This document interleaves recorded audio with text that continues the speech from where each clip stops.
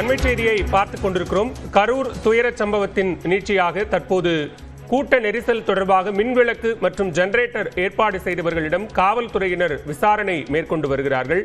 இது தொடர்பான கூடுதல் விவரங்களோடு இணைகிறார் சிறப்பு செய்தியாளர் ரகுவரன். தற்போது காவல்துறையினருடைய விசாரணை எந்த கட்டத்தை எட்டியிருக்கிறது? கரூரில் கூட்ட நெரிசலில் சிக்கி 41 பேர் உயிரிழந்த நிலையில் அந்த நேரத்தில் அந்த மின்விளக்கு அணைக்கப்பட்டது, ஜெனரேட்டர் அணைக்கப்பட்டது என்பது தொடர்பான வீடியோ காட்சிகளை நியூஸ் 18 தமிழ்நாடு ஒளிபரப்பியிருந்தது. இந்த வீடியோ வெளியான நிலையில் இந்த வீடியோ ஆதாரத்தின் அடிப்படையில் போலீசார் தற்போது விசாரணை மேற்கொண்டிருக்கிறாங்க. அந்த ஜெனரேட்டர் ஒப்பந்ததாரர் யார், அவரிடம் இந்த மின்விளக்கு மற்றும் ஜெனரேட்டர் இரண்டுக்குமே இந்த ஒப்பந்தமானது போடப்பட்டிருக்கிறது.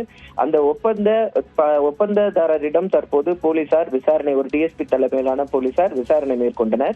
அது மட்டும் இல்லாமல் நாம் தற்போது அந்த காட்சிப்படுத்திக் கொண்டிருக்க காட்சியில ஒருத்தர் அந்த ஜெனரேட்டர் ஆஃப் பண்ணுவார், அந்த பணியாளர்.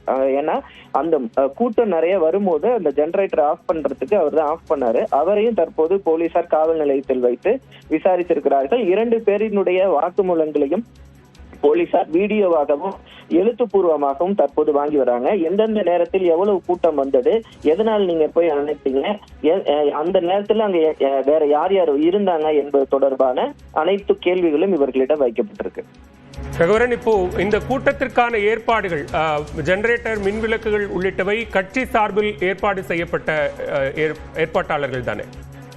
ஆமா, கட்சி சார்பாக விஜய் அவர்கள் பேசுவதற்காக ஒரு ஓபி வேன் நேரலை செய்யக்கூடிய ஒரு வேன் நின்னது. அந்த வேனுக்கு அருகே இந்த ஜெனரேட்டரும் இருந்தது.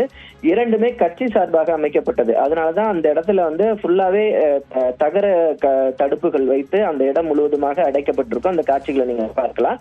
அந்த தகரத்தை உடைத்து கொண்டுதான் அந்த தொண்டர்கள் எல்லாம் உள்ள வந்தாங்க. அந்த பேருந்து வந்து கொண்டிருந்தது. பேருந்து வரும்போது அதிக கூட்ட நெரிசல் ஏற்பட்டதன் காரணமாக ஒரு பக்கம் மக்கள் திணறி ஓடும் அந்த காட்சியை தான் நம்ம பார்க்கிறோம். அந்த நேரத்துல தான் மின்சாரமானது துண்டிக்கப்பட்டதாக சொல்லப்பட்டது. ஆனால் மின்சாரம் துண்டிக்கப்படவில்லை, ஜெனரேட்டர் ஆஃப் செய்யப்பட்டதாக நியூஸ் 18 தொலைக்காட்சி அந்த காட்சியுடன் செய்தியை வெளியிட்டிருந்தோம். தற்போது அந்த நியூஸ் 18 செய்தி வெளியிட்ட காட்சிகளை வைத்து டிஎஸ்பி தலைமையிலான போலீசார் அவர்களிடம் 2 பேரிடம் தற்போது விசாரணை மேற்கொண்டு இருக்காங்க. விவரங்களுக்கு நன்றி ரகுவரன்.